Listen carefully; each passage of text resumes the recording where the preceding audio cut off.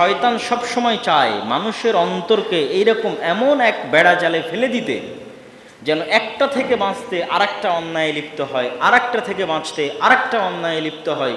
এইভাবে একটা সময় তার অন্তর এতটা হতাশাগ্রস্ত হয়, এতটা বিপর্যস্ত হয় যে আত্মহত্যা ছাড়া তার বাঁচার আর কোনো রাস্তা থাকে না। তখন সে আত্মহত্যা করে ফেলে। তাহলে সালাত এই জায়গায় কি ভূমিকা রাখবে? মাদকতা দূরীকরণে সালাত কি ভূমিকা রাখবে? অবৈধ সম্পর্ক, ক্ষমতার অপব্যবহার দূরীকরণে সালাত কি ভূমিকা রাখবে? আমরা শুরুতেই বলেছি এগুলো প্রত্যেকটা শয়তানের পক্ষ থেকে আমাদের অন্তরের উপর তার প্রভাব বিস্তার করার ক্ষমতা। তো সর্বপ্রথম আপনাকে আপনার অন্তরের কন্ট্রোলটা নিজের হাতে নিতে হবে। আপনার অন্তর এখন আপনার কন্ট্রোলের বাইরে। কিভাবে কন্ট্রোলের বাইরে সেটিও আপনাকে বুঝাই আমি। এখনই আপনার বন্ধু এসে আপনাকে বলল, চলো আজকে ওখান থেকে একটু ঘুরে আসি, ওখানে একটা নাটক হচ্ছে, গান হচ্ছে, অনুষ্ঠান হচ্ছে। আপনি কোনো প্রকার বিবেচনা ছাড়া, কোনো প্রকার বাস বিচার ছাড়া বলা মাত্রই উঠে গেলেন। আপনি হচ্ছেন গোলাম, শয়তানের গোলাম। আপনার নিজের নাফসের উপর আপনার নিজস্ব কোনো কন্ট্রোল ক্ষমতা নেই। আপনি যদি ওই অনুষ্ঠানে যেতেন, তাও অন্তত আপনার বন্ধুকে বলতেন যে ঠিক আছে তুমি 2 মিনিট থামো, আমি একটু ভাবি, একটু চিন্তা করি, দেখি আজকে আমার কোনো শিডিউল আছে কিনা, কোনো হোমওয়ার্ক আছে কিনা, আমি যেতে পারবো কিনা। দেন আপনার নাফসের উপর আপনার কন্ট্রোল ক্ষমতা আছে এখনও। কিন্তু বলা মাত্রই যে আপনি চলে গেলেন, আপনার পুরো নাফস শয়তানের গোলাম। আপনি নিজেও জানেন না যে আপনার নাফসের উপর আপনার কন্ট্রোল ক্ষমতা নেই। ঠিক যখন আমরা মোবাইল চালাই তখন আমরা বুঝি কিভাবে আমাদের নাফস আমাদের নিয়ন্ত্রণের বাইরে। পড়তে বসলে 2 মিনিট পরই ক্লান্ত, 5 মিনিট পর ক্লান্ত, 10 মিনিট পর ক্লান্ত, কিন্তু ফোন যখন স্ক্রল করি তখন ঘন্টার পর ঘন্টা পার হয়ে যায়, বের হয়ে আসতে পারি না। YouTube, Facebook, TikTok, Instagram, reels, shorts, ঘন্টার পর ঘন্টা বের হয়ে আসা যায় না। তাহলে আমি নিজের অজান্তে ওই জিনিসটার সাথে এমনভাবে অ্যাডিক্টেড যে আমার নাফসের উপর আমার কোনো কন্ট্রোল ক্ষমতা নাই। তাহলে আমার নাফস কার গোলাম? একটু বলেন, কার গোলাম? শয়তানের গোলাম। কেননা এই নাফসের উপর আমার কন্ট্রোল ক্ষমতা নেই। কন্ট্রোল ক্ষমতা থাকলে প্রতিবার মোবাইল অন করার আগে আমার ব্রেন, আমার মেধা ঠান্ডা মাথায় কাজ করতো, আজকে আমার কি কাজ আছে, কোন কাজ বাকি আছে। এই জন্য যারা মোবাইলের নেশায় আসক্ত, কম বেশি সবাই, তো এই ট্রিক্স আরও বহু জায়গায় দেওয়া আছে এবং এটি বাস্তবসম্মত যে ঘুমাতে যাওয়ার আগে মোবাইল না চালানো, ঘুম থেকে উঠে মোবাইল না চালানো। তাহলে অন্তত আপনার ঘুম থেকে উঠে যদি 1-2 ঘন্টা মোবাইল না চালান, আপনার ব্রেনের প্রোডাক্টিভিটি বাড়বে। আজকে সারাদিন আমার কি কাজ আছে, কিন্তু ঘুম থেকে উঠেই যদি আপনি মোবাইল হাতে নেন, আপনি সারাদিনের সব কাজ ভুলে যাবেন। তো এইভাবে আমাদের নাফসের উপর শয়তানের কন্ট্রোল আছে। আপনি ফেসবুক চালাচ্ছেন, কোথাও একজন কেউ কিছু লিখেছে, সাথে সাথে ওখানে আপনাকে কমেন্ট করতে হবে। আপনি সাথে সাথেই কমেন্ট করে দিচ্ছেন, গালিগালাজ, নিন্দা, দুর্নাম। তো এই যে আপনি চিন্তা ছাড়াই কমেন্ট করে দিচ্ছেন, এই যে আপনার নাফস শয়তানের গোলাম, আপনার কন্ট্রোলে নাই। কিন্তু এই প্রত্যেকটা পদক্ষেপের আগে একটা রিলস আসছে, এই রিলস আমি দেখব না 5 মিনিট চিন্তা করার পর রিলসটা দেখব। খারাপ রিলসই দেখি, কিন্তু তাও 5 মিনিট চিন্তা করার পর দেখলাম, 10 মিনিট চিন্তা করার পর দেখলাম, দেখব না। তাহলে আমার নাফসের উপর আমার কন্ট্রোল আছে। আমি কমেন্টটা করব না, এখানে লাইক বাটন দিব না, তাহলে আমার নাফসের উপর কন্ট্রোল আছে, কিন্তু চিন্তা করতে পারতেছি আমি। তো এই যে আপনার নাফসের উপরে কন্ট্রোলটা ফিরিয়ে নিয়ে আসবে সালাত। আপনি বিড়ি খাবেন না এই চিন্তা করার সুযোগ আপনাকে দিবে সালাত। যতক্ষণ আপনি সালাতে না যাবেন ততক্ষণ কোনো দিন আপনি চিন্তা করার সুযোগটাই পাবেন না যে আমি আজকে সিগারেট খাওয়া বন্ধ করবো না খাবো। কন্টিনিউয়াস খাচ্ছেন। ফ্রেন্ড সার্কেলের সাথে পড়ে গেছেন, একটা লুপের মধ্যে পড়ে গেছেন, একটা বৃত্তের মধ্যে পড়ে গেছেন, আর বের হয়ে আসতে পারছেন না। কিন্তু এখান থেকে বের হয়ে আসার রাস্তা তৈরি করে দিবে সালাত। কিভাবে? সালাত একটা অ্যাক্টিভিটি, একটা কাজ। সালাত এমন কিছু না যে বিরত থাকা, এটা না। সালাত আদায় করতে হলে অনেক কিছু করতে হয়, উজু করতে হয়, প্রস্তুতি নিতে হয়, আবার জামাতে সালাত আদায় করলে মসজিদে যেতে হয়। এই যে উজু করা থেকে মসজিদে যাওয়া থেকে প্রত্যেকটা ধাপ আপনি আপনার হৃদয়ের বিরুদ্ধে ফেলতেছেন। ইউ আর ফাইটিং, আপনি যুদ্ধ করতেছেন আপনার নফসের উপর যে শয়তান আছে সেই শয়তানের বিরুদ্ধে। প্রত্যেকটা ধাপ, আপনার রুম থেকে বের হয়ে উজু করতে যাওয়া পর্যন্ত প্রত্যেকটা ধাপ শয়তানের বিরুদ্ধে যাচ্ছে। কেন? সে আপনাকে যেতে দিতে চায় না, আপনি যাচ্ছেন। আপনার মন চাচ্ছে না, তারপরেও যাচ্ছেন। আপনার অন্তর চাচ্ছে না, তারপরেও যাচ্ছেন। গোটা পৃথিবীর আর 10টা 15টা 20টা জরুরি কাজ আপনার উপর চেপে বসেছে, তারপরেও যাচ্ছেন। উজু করা থেকে, মসজিদে আসা থেকে, জামাতে সালাত আদায় করে থেকে বের হয়ে যাওয়া পর্যন্ত। তাহলে যখন আপনি একটা সালাত সম্পূর্ণ করলেন, তখন আপনি প্রতিষ্ঠিত করলেন, প্রমাণিত করলেন যে আপনার নাফসের আপনি মালিক, এবং আপনার নাফস আপনার সিদ্ধান্ত মানতে বাধ্য, শয়তানের নয়। এই কন্টিনিউয়াস প্রসেসের মধ্যে যখন আপনি কন্টিনিউয়াসলি যেতে থাকবেন, আল্লাহর নবী কিন্তু এমনি বলেননি যে টানা 40 দিন কেউ যদি তাকবীরে তাহরিমার সাথে মসজিদে সালাত আদায় করে তাহলে সে জাহান্নাম থেকে মুক্ত, মুনাফিকি থেকে মুক্ত। এটা কিন্তু এমনি বলা হয়নি, এটা সাইকোলজিক্যালি উনি জানেন। মানুষের সাইকোলজি যেহেতু আল্লাহ সবচেয়ে ভালো বুঝে, আর আল্লাহ মোহাম্মদ সাল্লাল্লাহু আলাইহি ওয়াসাল্লামকে শিক্ষা দিয়েছে, সেহেতু উনি খুব ভালো বুঝেন যে টানা 40 দিন 5 ওয়াক্ত সালাত মসজিদে জামাতে আদায় করা মানে 200টা সালাত আদায় করা। আর 200টা সালাত মানে 200টা যুদ্ধ শয়তানের বিরুদ্ধে, এবং কন্টিনিউয়াস, ধারাবাহিক, একটার পর একটা, একটার পর একটা, একটার পর একটা, একটার পর একটা 200টা। যখন 200 ওয়াক্ত সালাত আপনি মসজিদে চলে আসলেন, তখন অন্তত আপনি সাথে সাথেই কোনো কাজ করবেন না। ওই বন্ধু এসে বললো চল আড্ডায় যাই, এইটা আর আপনার দ্বারা হবে না। কেন? আপনার অন্তর প্রশিক্ষণ প্রাপ্ত হয়ে গেছে, আপনার অন্তরের উপর আপনার কন্ট্রোল প্রতিষ্ঠিত হয়ে গেছে। এখন আপনি বলবেন আচ্ছা থাম, আমি 5 মিনিট ভাবি আজকে যাব কিনা, এখানে কমেন্টস করব কিনা, আমি একটু 10 মিনিট ভাবি। আজকে বন্ধুর সাথে সিগারেট খাবো কিনা, একটু 10 মিনিট ভাবি। আজকে অমুক মেয়েকে ফোন করব কিনা, মেসেজ দিব কিনা, একটু 5 মিনিট ভাবি, তারপরে মেসেজ দিব, ফোন দেব। মানে এখন আপনার নাফসের উপর আপনার কন্ট্রোল ক্ষমতা প্রতিষ্ঠিত। তাহলে আমাদের যে বিষয় ছিল যুব সমাজের অবক্ষয়ের কারণ ও প্রতিকার, আমি বললাম কি করলে যুবক সমাজের চরিত্র উন্নত হবে, ওইটা না করাটাই অবক্ষয়ের কারণ। তার 1 নম্বরে আমরা আলোচনা করেছি সালাত, এবং কিভাবে সালাত আপনার অবক্ষয়কে কমাতে পারে তা বোঝানোর জন্য এত লম্বা আলোচনা করলাম। আর শয়তানের উপর তো বিস্তারিত আলোচনা বহু বক্তব্যে করেছি, সেখান থেকে আপনারা শুনে নেবেন। আজকে একটু বিস্তারিতভাবে বোঝানোর চেষ্টা করলাম সালাত কিভাবে শয়তানের বিরুদ্ধে যুদ্ধ করতে এবং মাদকতা, নেশা, সুইসাইড, অবৈধ সম্পর্ক ইত্যাদি থেকে বাঁচাতে আমাদেরকে সহযোগিতা করতে পারে। এবং ইসলামের এরকম আরও অসংখ্য বিধিবিধান আছে যে বিধিবিধানগুলো আপনাকে এই সহযোগিতাটা করবে। এবং ইসলামের যে ধারাবাহিকতা আছে, ওই ধারাবাহিকতা ফলো না করার কারণেই আমরা পথভ্রষ্ট হয়ে গেছি, যুবক সমাজ পথভ্রষ্ট হয়ে গেছে। ধারাবাহিকতাটা কি? ধারাবাহিকতা যদি একদম পিতামাতার বিবাহ থেকে শুরু করেন, তাহলে আদর্শ পরিবারের আলোচনা শুনে দেখবেন ওই ধারাবাহিকতায় ত্রুটি আছে। পিতামাতার বিবাহে ত্রুটি আছে, সন্তান জন্মের পর সুন্নাত পালনে ত্রুটি আছে, আকিকায় ত্রুটি আছে, নামে ত্রুটি আছে। আপনি কি বিশ্বাস করেন মানুষের উপর মানুষের নামের প্রভাব থাকে? ইসলামে অকল্যাণ শিরক, কিন্তু কল্যাণকামিতা বা সুলক্ষণ গ্রহণ করা জায়েজ। এই জন্য মানুষের ভালো নাম রাখলে সেই ভালো নামের প্রভাব তার উপর থাকে। এই জন্য নাম পরিবর্তন করে ফেলতে হবে। যার মনে হচ্ছে যে সে ভালো হতে পারতেছে না, আগে দেখতে পার নাম ঠিক আছে কিনা। নাম যদি ভালো না হয়, তাহলে বারবার মানুষ আপনাকে একটা দুর্বল নামে ডাকতেছে, ওই বারবার ডাকার প্রভাব আপনার নাফসের উপর পড়তেছে, প্রত্যেকটা ডাকের প্রভাব। আর যখন আপনাকে একটা ভালো সুন্দর নামে ডাকতেছে, তখন ওই ডাকার প্রভাব আপনার নাফসের উপর পড়তেছে, বারবার ডাকার প্রভাব। নাম পরিবর্তন করে ফেলতে হবে। তাহলে একটা ভালো মানুষ হওয়ার, ভালো যুবক হওয়ার যে ধারাবাহিকতা আছে, এই ধারাবাহিকতায় যেখানে যেখানে কমতি আছে, ওখান থেকে আমাদের অবক্ষয়ের শুরু। 7 বছর বয়স থেকে মসজিদে যেতে বলা হয়েছে, 10 বছর বয়স থেকে পিটিয়ে মসজিদে নিয়ে যেতে বলা হয়েছে। এইভাবে ধারাবাহিকভাবে আসতে থাকবে।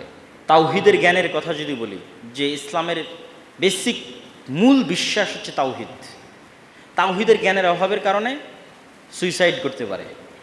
যার মধ্যে ন্যূনতম তাওহীদের জ্ঞান আছে, সে পুরো পৃথিবী যদি পাপ দিয়ে পরিপূর্ণ করে দেয় তবু আত্মহত্যা করবে না, এবং পুরো পৃথিবী যদি গুনাহ করে পরিপূর্ণ করে দেয় তবু আল্লাহর রহমত থেকে হতাশ হবে না, যার মধ্যে তাওহীদের জ্ঞান আছে। তাহলে সে তাওহীদের জ্ঞান পায়নি। আল্লাহ সুবহানাহু ওয়া তাআলা কে, আল্লাহ সুবহানাহু ওয়া তাআলার পরিচয় কি, তার সম্পর্কে জানে না। এই জন্য আল্লাহ সুবহানাহু ওয়া তাআলার পরিচয় সম্পর্কে জানতে হবে। আল্লাহ সুবহানাহু ওয়া তাআলার পরিচয়ের বিষয়ে আমাদের লম্বা বক্তব্য আছে। আল্লাহ সুবহানাহু ওয়া তাআলার নাম এবং গুণাবলীর উপর লম্বা আলোচনা আছে, অসংখ্য বই পুস্তক লেখা আছে। তো তাওহীদ, ইসলামের একাত্মবাদ হচ্ছে ইসলামের মৌলিক বিশ্বাস। আর এই একাত্মবাদের শুরুটাই হয় এভাবে যে এই পৃথিবীতে আমাদের আগমন এবং আমাদের সৃষ্টি আমাদের ইচ্ছার বাইরে হয়েছে। আমার বাপ মাও কোথাও সুইচ বা মেশিন বাটনে চেপে আমাকে বের করে নিয়ে আসেনি, আর আমিও কোথাও সুইচ মেশিন বাটনে চেপে বের হয়ে আসেনি। তাহলে আমার পিতা মাতার ইচ্ছার বাইরে এবং আমার ইচ্ছার বাইরে আমি পৃথিবীতে এসেছি। তাহলে যে আল্লাহ সুবহানাহু ওয়া তাআলা আমাকে পৃথিবীতে নিয়ে এসেছেন, তিনি আর একবার আমাকে সৃষ্টি করতে পারবেন, পুনরুত্থান ঘটাতে পারবেন। যেহেতু এবার পেরেছেন, আর একবার পারবেন। তো যখন আর একবার পারবেন, তখন ওই আল্লাহ সুবহানাহু ওয়া তাআলার সামনে আমাদের এই জীবনের হিসাব তার সামনে পেশ করতে হবে।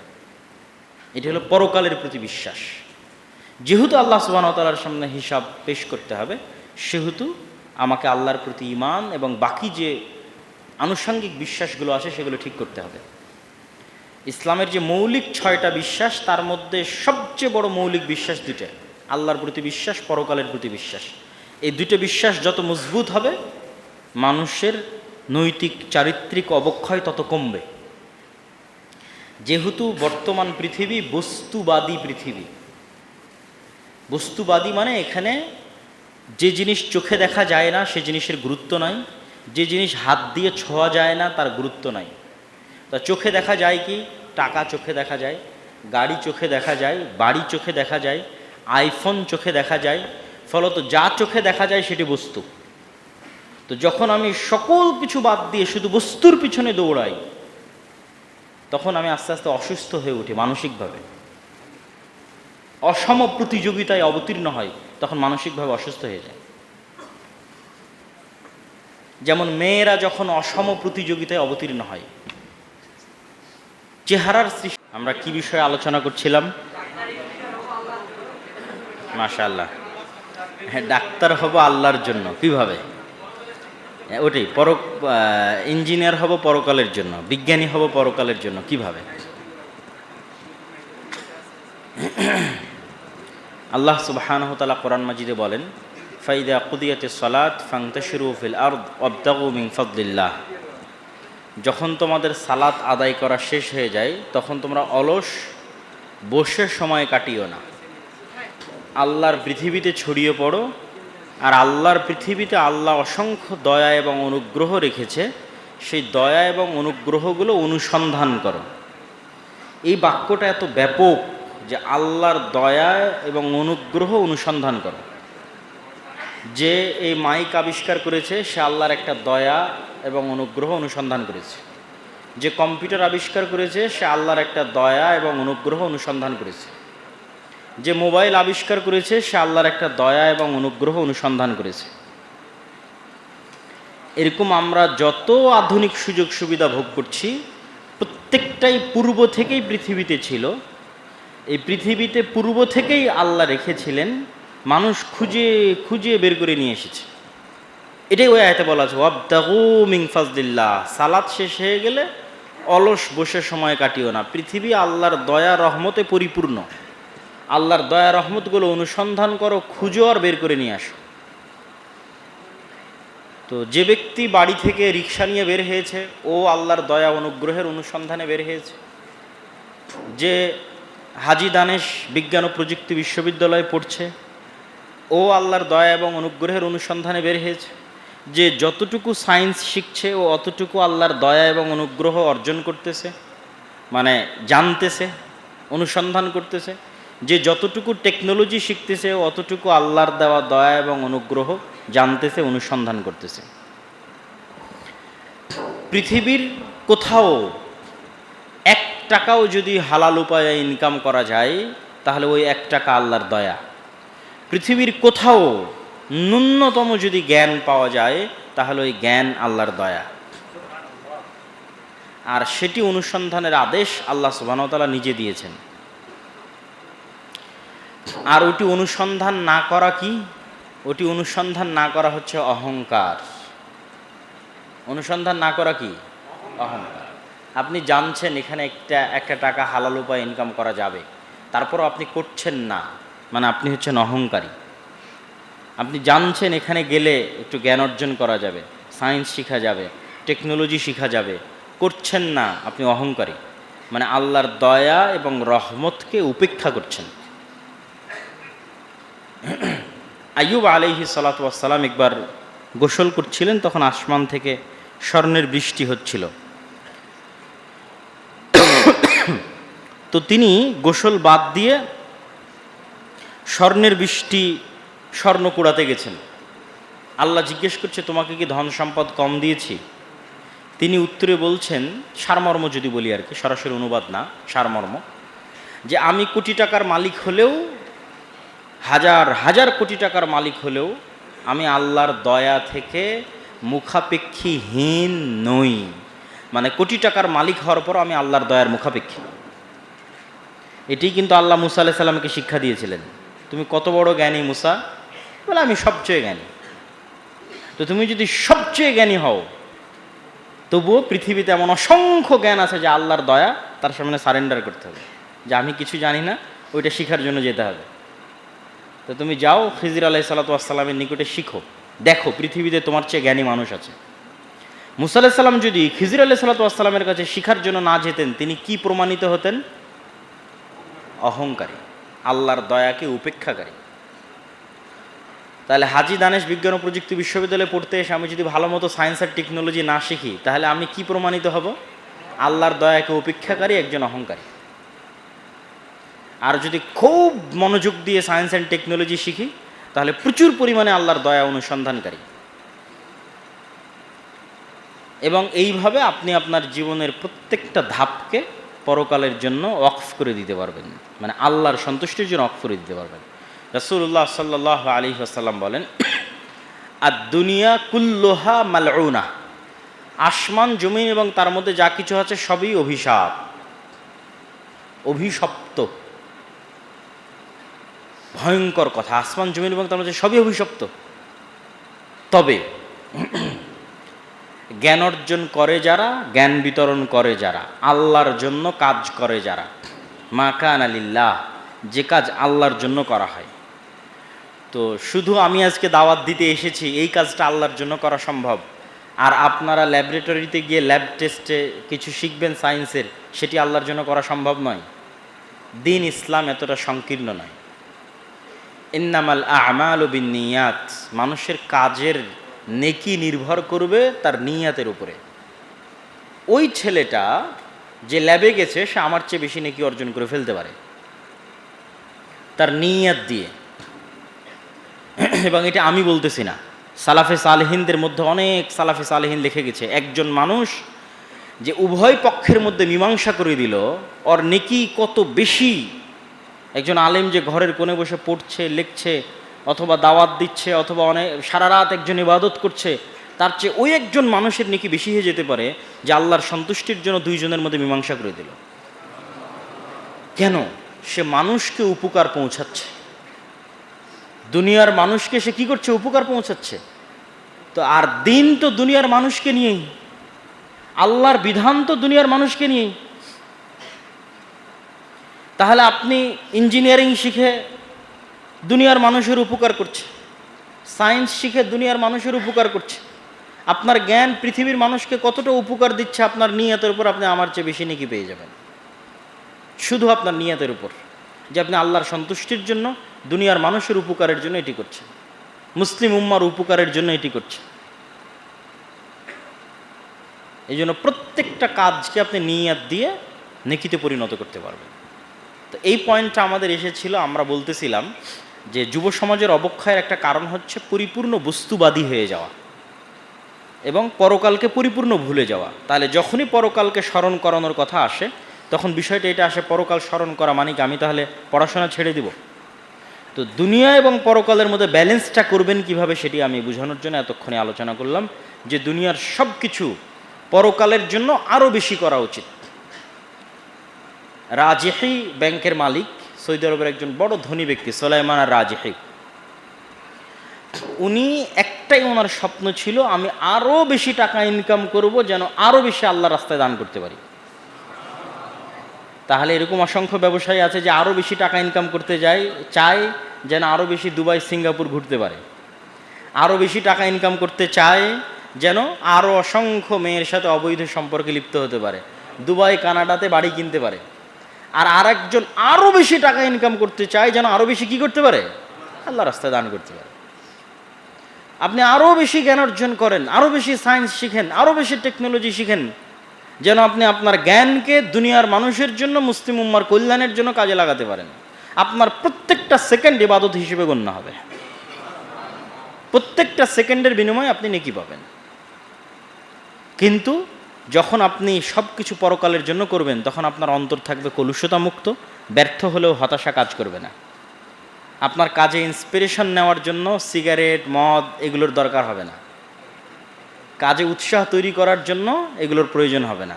আপনার অন্তর থাকবে স্বচ্ছ, ফ্রেশ, পরিষ্কার, আল্লাহর সন্তুষ্টির জন্য। আপনার চেয়ে দুনিয়াতে শান্তি প্রিয়, আপনার চেয়ে দুনিয়াতে শান্তিতে বসবাস করে, আরামে বসবাস করে, প্রশান্তিতে বসবাস করে, এরকম মানুষ পৃথিবীতে খুঁজে পাওয়া যাবে না, যদি আপনার পুরো অন্তরটা পরকালের জন্য হয়ে যায়। তাহলে যুব সমাজ যারা অবক্ষয়ের, অধপতনের অতল গহ্বরে চলে গেছে, তাদের বাঁচার আপাতত প্রাথমিক অবস্থায় আমরা দুটো মূল রাস্তা বলতেছি। এক, সালাত আদায় করতে হবে। এই জন্য কাউকে যখন আপনি দেখছেন সিগারেট খেতে, তাকে ডাইরেক্ট সিগারেট কা হারাম এই ফতোয়া দিয়ে রাগান্বিত করার দরকার নাই। তাকে বলেন যে ভাই চলেন আজকে সালাত আদায় করি। এই সালাত আদায় করাটা শয়তানের বিরুদ্ধে যুদ্ধ। ও সিগারেট তো খাচ্ছে শয়তানের গোলামি করার কারণে। তো ও যে ওখান থেকে উঠে উজু করে মসজিদ পর্যন্ত যাবে, প্রত্যেকটা ধাপ তো শয়তানের বিরুদ্ধে যুদ্ধ। শয়তান তো হতাশ হয়ে যাবে, ক্লান্ত হয়ে যাবে তাকে সালাত থেকে আটকানোর জন্য। সুতরাং আপনাকে শয়তানের বিরুদ্ধে সাইকোলজিক্যালি আঘাত করতে হবে। যে অবৈধ সম্পর্কে লিপ্ত আছে, আপনি তাকে আল্লাহর পরিচয় সম্পর্কে জ্ঞান দেন, আল্লাহ সুবহানাহু ওয়া তাআলার অস্তিত্ব সম্পর্কে জ্ঞান দেন, পরকালের ভয়াবহতা সম্পর্কে জ্ঞান দেন। আর স্পেসিফিক্যালি মানে একদম নির্দিষ্ট করে যদি আমরা দুটো পয়েন্টের উপর আলোচনা করি, মাদকতা এবং অবৈধ সম্পর্ক, তাহলে সেক্ষেত্রে রাসূল সাল্লাল্লাহু আলাইহি ওয়াসাল্লামের কিছু হাদিস এবং কিছু আয়াত আমরা তুলে ধরতে পারি। মাদকতাকে রাসূল সাল্লাল্লাহু আলাইহি ওয়াসাল্লাম বলেছেন উম্মুল খাবায়েস, পৃথিবীর সকল পাপের মা। বনু ইসরাইলের একজন ব্যক্তির ঘটনা সহিহ সূত্রে বর্ণিত আছে যে তাকে একজন মেয়ে প্রলোভন দিয়ে তার বাড়িতে নিয়ে গেছিল। যেহেতু সময় কম, আমি শর্টকাটে বলতেছি, আরবি ইবারত ছাড়াই। নিয়ে গিয়ে বলতেছে আমি তোমাকে এখানে 3টা কাজের জন্য ডেকেছি, 3টের যে কোনো একটা তোমাকে করতে হবে। হয় আমার সাথে অবৈধ সম্পর্ক, জেনা, ব্যভিচারে লিপ্ত হতে হবে, নাউজুবিল্লাহ। না হয় এখানে একটা মানুষ আছে তাকে হত্যা করতে হবে, ছোট বাচ্চা আছে তাকে হত্যা করতে হবে, আর না হয় এই পাত্রে একটা মদ আছে সেটি পান করতে হবে। তখন ওই ব্যক্তি ভাবলো এই 3টার মধ্যে সবচেয়ে সহজ এবং আমি নিজে বেঁচে থাকতে পারবো মদ, তাহলে আমি মেয়ের সাথে পাপ করা থেকেও বেঁচে গেলাম, একটা নিরপরাধ মানুষকে হত্যা করা থেকেও বেঁচে গেলাম। এবং তখন সে মদের পেয়ালাটা গ্রহণ করলো এবং পান করলো, এবং মদের পেয়ালা পান করার পর তার হিতাহিত জ্ঞান হারিয়ে ফেললো। সে ওই মেয়ের সাথে ব্যভিচারেও লিপ্ত হলো, ওই মানুষকে হত্যাও করলো। এই জন্য রাসূল সাল্লাল্লাহু আলাইহি ওয়াসাল্লাম বলেছেন নেশা হচ্ছে উম্মুল খাবায়েস, সকল পাপের মা। আত্মহত্যা পর্যন্ত করে ফেলতে পারে মানুষ যদি সে নেশাগ্রস্ত হয়। আর এক হাদিসে রাসূলুল্লাহ সাল্লাল্লাহু আলাইহি ওয়াসাল্লাম বলেন যে মূর্তি পূজা করা আর নেশা করা একই জিনিস।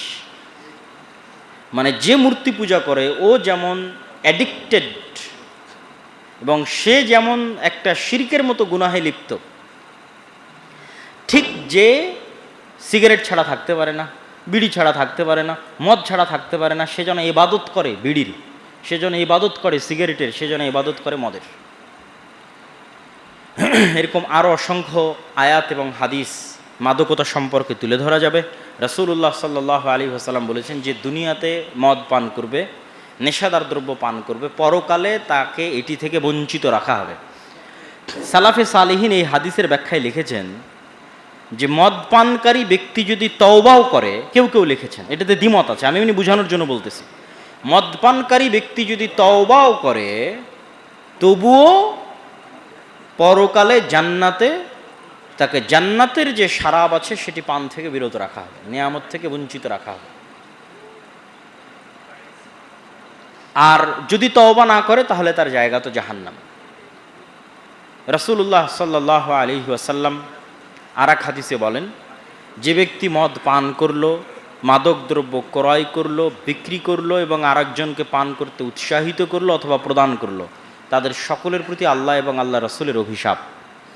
রাসূল আল্লাহ সুবহানাহু ওয়া তাআলা পবিত্র কোরআন মাজিদে বলেন, ইয়া আইয়ুহাল্লাযীনা আমানু, হে ইমানদারগণ, নিশ্চয় ইন্নাল খামরা ওয়াল মাইসিরা ওয়াল আনসাবা ওয়াল আজলামা রিজসুম মিন আমালিশ শাইতান।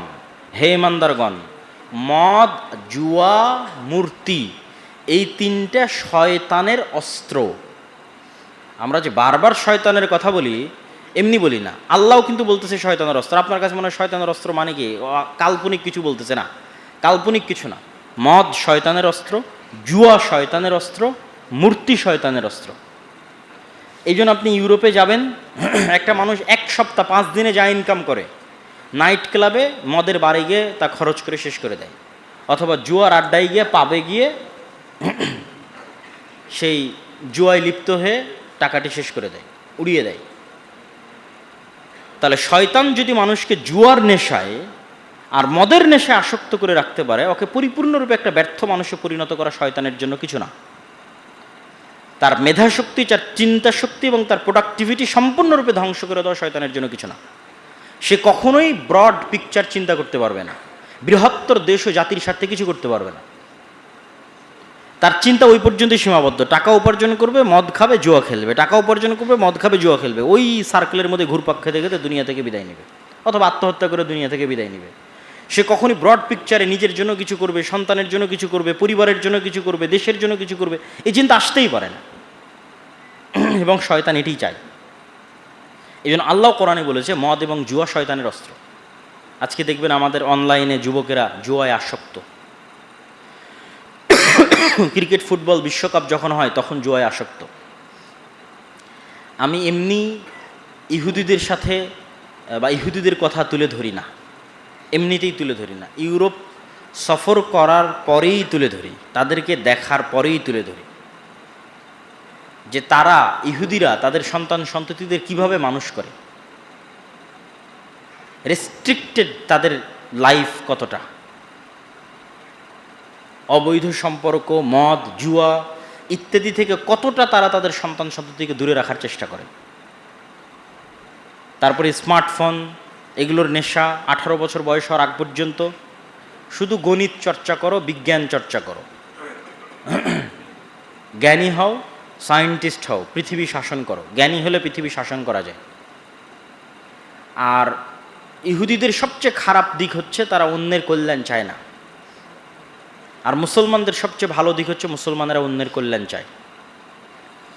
মুসলমানদের কাছে যখন জ্ঞান বিজ্ঞান ছিল, মুসলমানেরা কোনোদিন চেষ্টা করেনি আরেকটা উম্মত বা প্রজন্ম খারাপ হোক। মুসলমানেরা চেয়েছে আমাদের প্রযুক্তি বিশ্ববিদ্যালয় দিনাজপুরে আয়োজিত আজকের সেমিনারের সংক্ষিপ্ত বিষয়বস্তু যুব সমাজের অবক্ষয়ের কারণ ও প্রতিকার।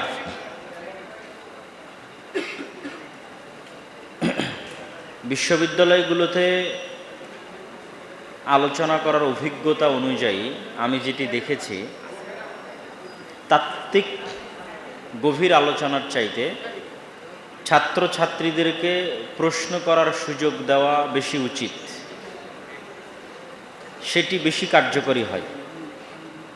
এই জন্য আমি আজকের আয়োজক কমিটিকে বলেছি যে সবার জন্য ওপেন প্রশ্নোত্তর পর্ব থাকবে, যেটি দীর্ঘ হলে কোনো আপত্তি নাই। তবে যে নির্ধারিত বিষয় আছে সেই নির্ধারিত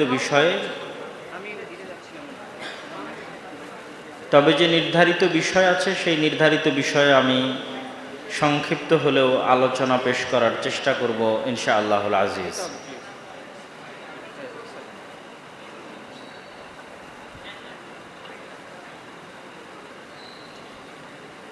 যুব সমাজের অবক্ষয়ের কারণ ও প্রতিকার।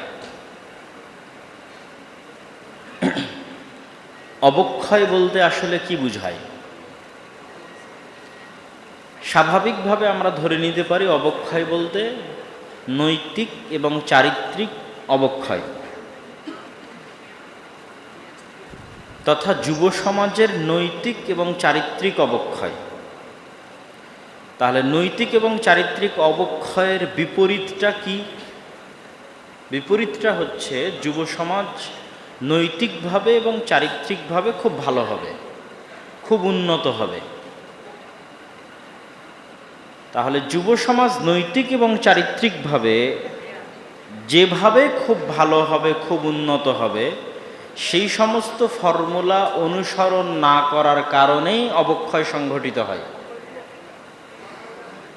আমি ছাত্রদের দৃষ্টি আকর্ষণ করতো আবারও বলছি যে প্রশ্ন দেওয়া আছে যুব সমাজের অবক্ষয়ের কারণ বিষয়।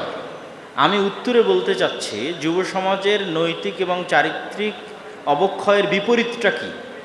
বিপরীতটা হচ্ছে সে নৈতিক এবং চারিত্রিকভাবে খুব ভালো এবং খুব উন্নত হবে। তাহলে যেই ফর্মুলা ফলো করলে সে নৈতিক এবং চারিত্রিকভাবে খুব ভালো এবং উন্নত হবে, সেটা ফলো না করাটাই তো অবক্ষয়ের কারণ। আমি কি আমার কথা বুঝাতে পেরেছি? তো এই আমাদের আলোচনার টপিকটা যদি আমরা আরেকটু ঘুরিয়ে দিই, যে কি করলে এবং কি মানলে বা কিভাবে যুব সমাজ নৈতিক এবং চারিত্রিকভাবে উন্নত হবে, সচ্চরিত্রবান হবে, ভালো হবে, তাহলে অটোমেটিক চলে আসবে যে ওই জিনিসগুলো না করার কারণে সে চারিত্রিকভাবে অনুন্নত হয়ে যাচ্ছে, চারিত্রিকভাবে অধপতনের শিকার হচ্ছে। যেমন আমি যদি যুব সমাজের অবক্ষয়ের কারণে বলি, মানে অবক্ষয়ের দু একটা উদাহরণ দিই তারপরে বলি। অবক্ষয়ের উদাহরণেরা শিক্ষক মণ্ডলী আমার সাথে শেয়ার করেছে যে অবক্ষয়ের উদাহরণ হচ্ছে মাদকদ্রব্য সেবন, ধূমপান, নেশাগ্রস্ত, অবৈধ সম্পর্ক, হতাশা, ক্ষমতার অপব্যবহার, ঠিক আছে, আত্মহত্যা, আর অসংখ্য অসংখ্য অসংখ্য কিছু। তো আমি যদি এই সমস্ত অবৈধ সম্পর্ক, ক্ষমতার অপব্যবহার, নেশাগ্রস্ত হওয়া, এই সমস্ত সমস্যার সমাধানে বলি সালাত আদায় করতে হবে, তাহলে আপনাদের কাছে মনে হবে হাস্যকর। আমরা বিষয় দিলাম কি, আর আব্দুল্লাহ ভাই উত্তরে বলে কি, বলে এইগুলোর সমাধান নাকি সালাত আদায়ের মধ্যে আছে। তো এই জন্য আমি বিষয়টা আরেকটু ঘুরিয়ে ধরি, কি করলে আপনি ভালো হবেন, যুবক সমাজ কি করলে উন্নত চরিত্রের অধিকারী হবে, ওইটা না করার কারণেই সে অবক্ষয়ের শিকার হচ্ছে। তো সেক্ষেত্রে সালাত কি ভূমিকা রাখবে? সালাত না আদায় করার কারণে কিভাবে একজন মাদকাসক্ত হতে পারে? সালাত আদায় না করার কারণে কিভাবে একজন আত্মহত্যায় উৎসাহী হতে পারে? সালাত আদায় না করার কারণে কিভাবে একজন অবৈধ সম্পর্কে জড়িত হতে পারে? আমাদের এই পুরো শরীরের মূল মেকানিজম, সিদ্ধান্ত গ্রহণকারী আমাদের নাফস আর আমাদের বিবেক, এবং আমাদের এই অন্তর সবসময় দুটি শক্তির প্রভাবে প্রভাবিত থাকে, হয় ফেরেশতা শক্তি, না হয় শয়তানের শক্তি। আর শয়তান সবসময় চায় মানুষকে এমন একটা ফর্মুলায় ফেলে দিতে যেন কখনোই সে সেখান থেকে বের না হতে পারে। যে আমরা যদি একটা গোলাকার বৃত্ত অঙ্কন করি আর ওই বৃত্তের মধ্যেই ঘুরতে থাকি, তো বারবার ঘুরে আমরা একই জায়গায় আসব, আবার ঘুরে একই জায়গায় আসব, সেখান থেকে বের হয়ে কোথাও যেতে পারবো না। তো শয়তান এটা কিভাবে চায় আপনাকে উদাহরণ দিয়ে বলি। মনে করেন আপনি একজন মেয়ের সাথে প্রেমের সম্পর্কে আছেন, সেটিতে আপনি সাকসেসফুল হতে পারলেন না, ফলত আপনি হতাশাগ্রস্ত হয়ে গেলেন। ফর্মুলা অনুযায়ী এটি হওয়া উচিত ছিল যে যখন আপনি সাকসেসফুল না হওয়ায় হতাশাগ্রস্ত বা মানসিক কষ্টে আক্রান্ত, তখন আপনি কার কাছে ফিরে যাবেন? একটু বলেন তো, কার কাছে ফিরে যাবেন? আল্লাহর কাছে। কিন্তু শয়তান এটা চায় না। শয়তান চায় এখানে আরও একটা এমন কিছু ইনপুট করতে, যেন এই হতাশা থেকে বাঁচতে সে আল্লাহর কাছে ফিরে না গিয়ে আরও পথভ্রষ্ট হয়। তখন ওখানে বসানো আছে ধূমপান, মাদকতা, মদ, গাঁজা, নেশা। তাহলে আপনি মানসিকভাবে হতাশ কেন? আপনি যে মেয়েকে বিবাহ করতে চাচ্ছিলেন বা যার সাথে প্রেমের সম্পর্ক ছিল আপনি তাকে পাননি। তখন মানসিকভাবে হতাশা থেকে বাঁচতে বাই ডিফল্ট জন্মগতভাবে আপনার আল্লাহর কাছে ফিরে যাওয়া উচিত। কিন্তু শয়তান চায় আপনাকে একই বৃত্তে ঘুরপাক খাওয়াতে।